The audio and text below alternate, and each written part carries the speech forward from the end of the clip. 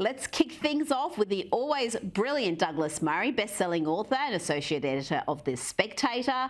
Douglas, when it comes to the much-needed wake-up call on cultural conflicts in the US, we thought the pandemic would be that wake-up call. It wasn't. So tell me, is the war in Ukraine finally providing some perspective? You might have thought it would, wouldn't you? But it appears not to have done. It's true that a lot of the media spent the first, certainly the days of the war in Ukraine, focusing only on that. And maybe that made some of us once again think, well, thank goodness this will make all of our comparatively flimsy cultural wars go away. But of course, no such thing has happened. As we discussed last week, we had the Leah Thomas controversy. We're back to endless examples on a daily basis of major media organizations refusing to say the term women, for instance. We have all of these same idiocies rolling around us, and always that sort of strange obsession, particularly in the American culture wars, with microaggressions and with tiny little complaints, tiny little fringe human rights complaints around the edges, all the while not very far away, real human rights violations happening on a daily basis. And you would have always hoped that that sort of thing would put the microaggressions era in some perspective, but I fear it just won't. Yeah, I think you're right there. And more bad news in the US, particularly for the Biden administration, with the president recording his worst poll numbers yet. His approval rating fell to 40% in a new NBC News poll released today. And just as alarmingly, Douglas, this would be alarming for the Democrats.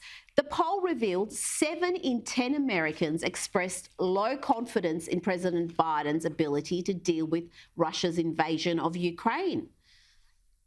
Well, I have to say, I mean, it's obviously very disturbing for the Democrats, but it's rather obvious why that has happened. Don't forget, this is a president who at the beginning of the invasion of Ukraine claimed that Vladimir Putin had just invaded Russia. He's gone on to a whole set of just very typical, sadly, Biden-esque gaffes. But now they've become very, very serious, Rita. I mean, look at what's happened in the last week alone. Biden telling American troops they'll be heading to Ukraine, a gaffe. White House rolled it back. Biden saying that if Vladimir Putin uses chemical weapons, America will reply in kind. Which, of course, again, the White House had to roll back and say, no, the president didn't mean that if Vladimir Putin uses chemical weapons, America will use chemical weapons. And then worst of all, in Warsaw, he does this perfectly adequate speech and then decides to go off message in typical Biden-esque fashion. And at the end of the speech, suddenly suggests that it's American policy that Vladimir Putin has to leave office in Russia, has to be deposed, perhaps.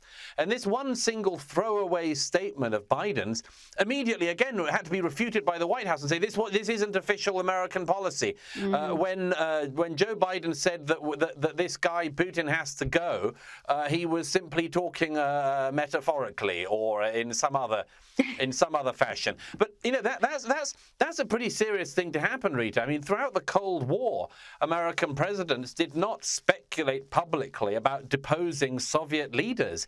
It's not the sort of thing you want anyone to be in any position of power to be speculating about. And here's the leader of the free world going off message with perhaps the most serious message of all.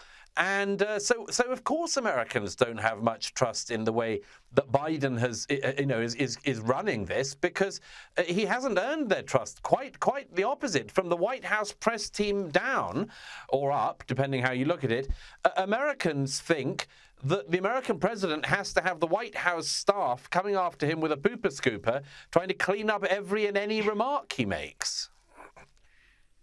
Which is all the more remarkable given how few interviews he does, how few questions he takes, and just about everything he says is written on an autocue, and there's still these gaffes. So it's incredible stuff. Now, you mentioned no wonder it's on an auto.